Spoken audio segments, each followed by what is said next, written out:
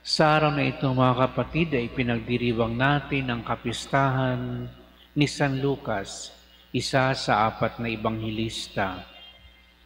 Si San Lucas ay protege ni San Pablo Apostol, kaya halos lahat ng kanyang karanasan bilang ebanghelista ay hindi sa mga Hudyo kundi sa mga Hintil sapagkat si San Pablo Apostol ay apostol sa mga Hintil, yung mga hindi kasali, yung mga pagano na tinatawag.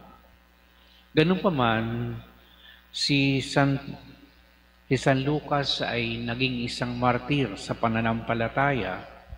Siya ay ibinitin, binikti sa isang puna ng oliba at yun ang ikinamatay niya.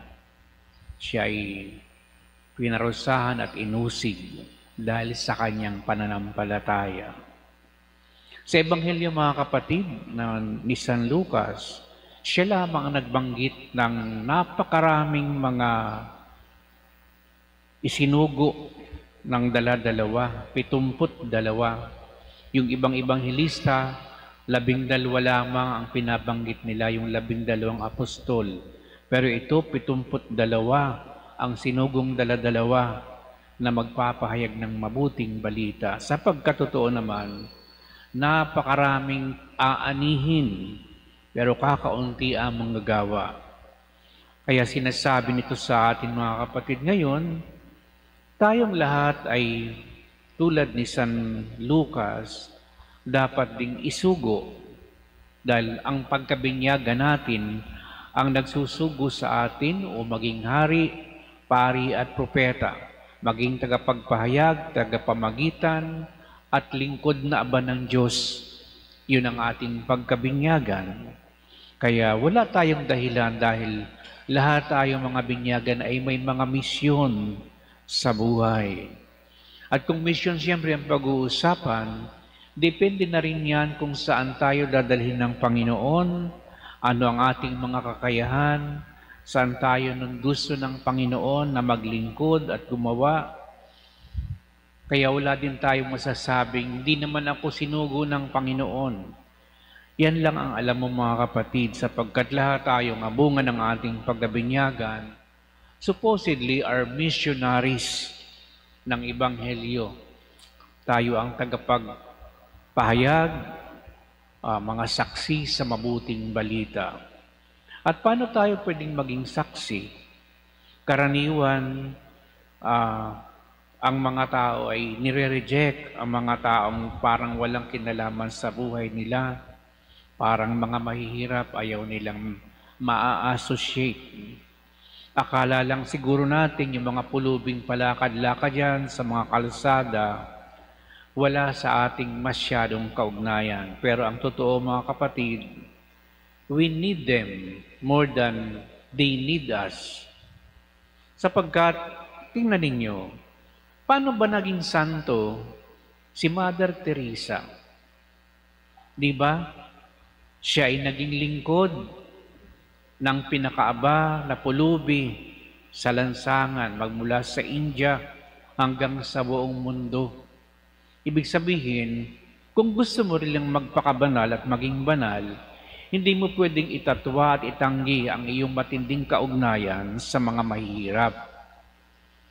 At hindi lamang si Mother Teresa, halos lahat ng santo ng ating simbahan, sino ba ang kanilang pinaglingkuran sa ngalan ng pananampalatayang kanilang tinanggap?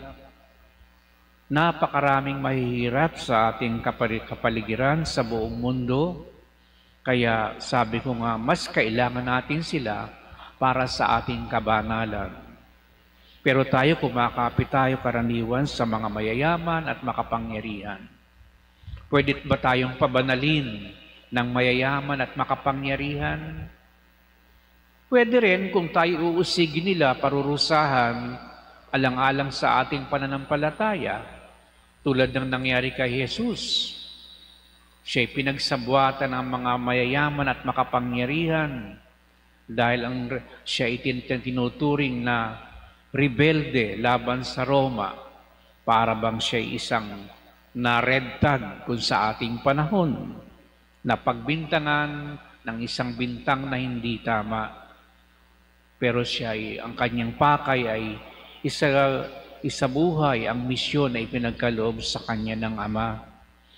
At ito mga kapatid ay mabuting balita sapagkat lahat nga tayo ay may pananagutan na ipahayag ang mabuting balita ayon sa estado ng ating buhay, kakayahan at kalagayan na ating kinalalagyan sa ngayon. Kaya totoo naman tayo ay tumitingala kay San Lucas dahil siya ay nagpadanak ng kanyang dugo. Hanggang ngayon ay pinakikinabangan natin ang kanyang sinulat na ebanghelyo at ang pagkakasulat ng mga sulat ni San Pablo Apostol sa iba't ibang komunidad. Siya rin ang may kagagawa nito dahil siya ay isang totoong manunulat, ebanghelista, tagapagpakalat ng mabuting balita ni Kristo. Sana sa ating maliliit na mga kapamaraanan, maging tagapagpahayag din tayo at saksi ng mabuting balita na nauna ng sinaksihan at ipinahayag ng mga nauna sa atin. Amen.